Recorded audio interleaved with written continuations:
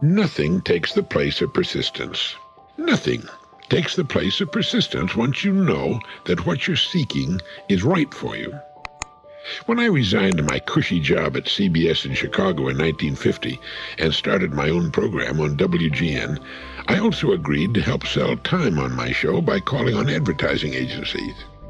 So I'd write my next day's program at night at home, then first thing the next morning I'd start hitting the advertising agencies to tell them why their clients should be advertising on my daily radio program. I was completely unknown in the Chicago market or anywhere else for that matter. My time on the air amounted to just 15 minutes each afternoon. My prospects would say, "No, sorry, your program is not in drive time." That was a ridiculous cliche, since at any time in Chicago there were a zillion cars on the roads and highways, to say nothing of the 10 zillion people listening to their radios at home in about a 6-state area. But that's the kind of answer I got, and so I became acquainted with the word no. After making calls on numerous agencies and getting nothing but no's, I would then rush to my tiny office in the Tribune Tower, get my program ready for broadcasting, and when the little red light came on, I was to be cheerful. Month after month, I made the rounds, and as I did, my thoughts often drifted back to those untroubled days in the quiet, air-conditioned studios at CBS, when all that was expected of me was the occasional exercise of my larynx. Stay with it, I would tell myself. Stay with it. I knew that if I could just stay with it long enough to earn the respect and notice of the Chicago advertising community, I could succeed at my project. Stay with it, I would say to myself on those cold, snowy mornings and hot, humid summer days.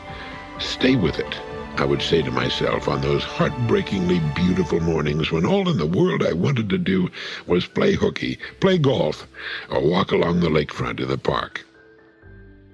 It was in Croc's old bookstore on Michigan Avenue that I found the copy of Think and Grow Rich by Napoleon Hill, in which I'd found that 6-word secret to success I'd been searching for so many years. I took the book back into Croc's bookstore and pigeonholed Adolph Croc himself. "Buy time on my radio program, and I'll sell this book by the thousands of copies," I said. "We've tried radio. It doesn't work for us," he replied.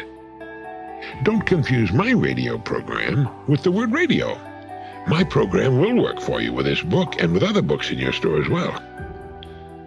He thought a moment, then he said, "I'll tell you what I'll do. I'll give you 40 cents a copy for every copy of the book you sell." I wasn't supposed to work on commission. I was supposed to bring in contracts, 13-week, 26-week, or 52-week contracts. "You've got a deal," I said. Not since the publication of Gone with the Wind had old man Croc seen orders for a book come in the way they came in for the next few weeks, as he wrote me very sizable checks for the thousands of orders at 40 cents a copy. He wished he'd followed my advice and simply bought airtime on my program. It would have been infinitely cheaper. He promptly rectified the matter. I got him to write a letter telling what my program had accomplished for him, and from that time on, with the proof the followers of the world need before they'll make a move, my program began to attract sponsors. It grew from 15 minutes a day to a half hour, then to a full hour, then an hour in the afternoon and a half hour in the morning, then to additional half-hour daily television program, all happily sponsored. My habit of muttering to myself, "Stay with it," had paid off, just as it always does.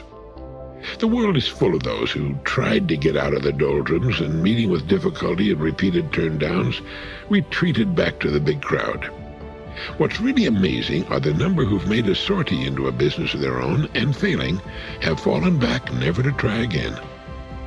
Why should succeeding at a business of one's own be easier than learning to ski or play the piano? We're likely to fail at first.